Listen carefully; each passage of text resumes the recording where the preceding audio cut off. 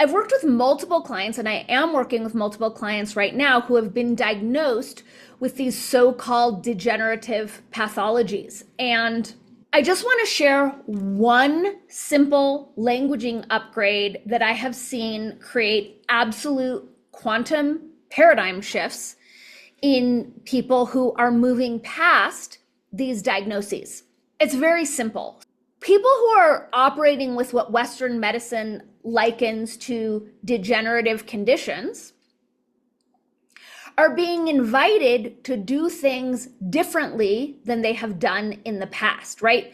Degenerative has its own deleterious coding, right? If I'm telling my body, or I'm receiving a diagnosis that tells me that my body's degenerating, that is instructing and directing every cell in my body to comply to the degenerative narrative, right?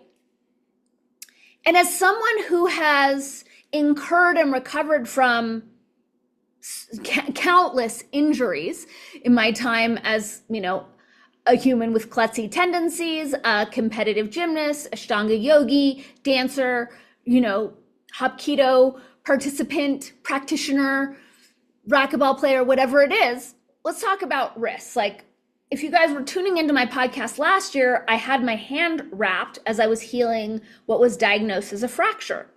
So let's say I was taking a sip from this cup. That hand in that state wouldn't want to grab the cup this way. It would prefer to grab the cup this way. Maybe it's a little awkward, but it moves me from limitation to being creative and resourceful. Now, a lot of people who've been diagnosed with degenerative conditions will say, oh, I can't hold a cup anymore, right? And so not only do they claim the limitation with the languaging, I can't hold a cup, and when they say I can't hold a cup anymore, they're directing their body, let's close the door on holding the cup this way or moving my hand that way forever. And what we're doing when we're doing that is we're denying the impermanence of every single state that we're in, right? The one constant in this realm is impermanence, and everything is constantly shifting. So there are some days where maybe it's not going to be aligned for me to hold a cup this way. But when I say I can't do that, I'm creating a limitation, and I'm aligning my frequency with the frequency band of limitation, right? Which will therefore direct my body to conform and to shape itself with more limitations, right?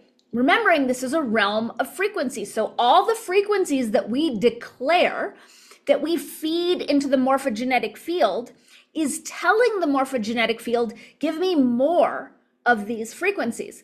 So first of all, the can't is just this limitation that really is an opinion, or it's a way of framing a temporary challenge as a limitation instead of an invitation to be creative and find a different way. Then when we slap any more on it, we can put any more in the same category as forever and never, right? We're basically directing the universe, all the creative forces, to close the door on us ever being able to move in a specific way again when we slap the any more on it. But what we're not acknowledging is that everything is impermanent, and everything is in flux. And that just because our bodies are having a challenging time doing something today doesn't mean that that has to be how it is tomorrow. And so the very, very simple languaging shift that I recommend to anyone dealing with a degenerative diagnosis or any sort of temporary injury, and I think all injuries are temporary, and I think everything happening with the body is temporary, so I'm just going to remove the temporary. Dealing with an injury or a limitation is to change the languaging from I can't, which connects us to a limitation, to I'm being invited to do it differently. I'm being invited to find a new way to hold my cup. I'm being invited to move my hand differently while it integrates this upgrade, right? So when I was holding the cup like this, I never, and this is an appropriate time for never. I never said I can't hold the cup this way. I said right now I'm being invited to move my hand differently, right?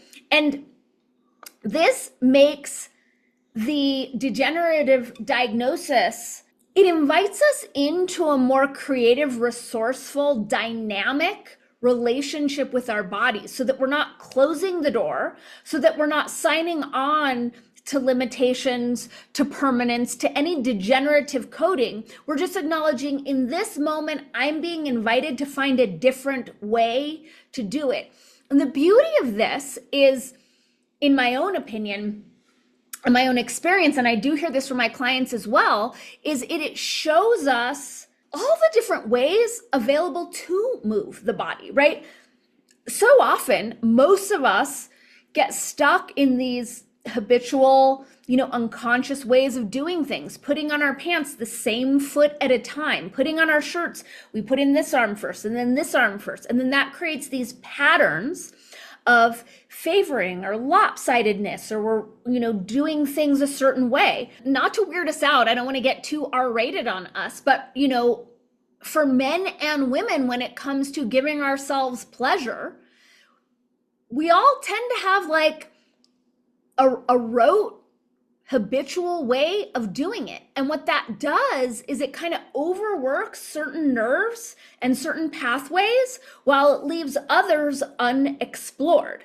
And so what I always recommend is use your non-dominant hand. Pick a different motion pattern. Use a different, angle of entry. And we start to open up new ways of exploring our bodies, of using our bodies, of experience pleasure in our bodies that aren't available to us when we're stuck in these habitual patterns. And so seeing these, allegedly degenerative diagnoses as an opportunity to open up new ways of using our body, creating new connections, and learning how resourceful and awesome these bodies are. And I even see this not just in my clients who are dealing with degenerative diagnoses, but I see it with people who are allowing themselves to be done a disservice by relying on temporal languaging. And this is part of my Language of Eternity program.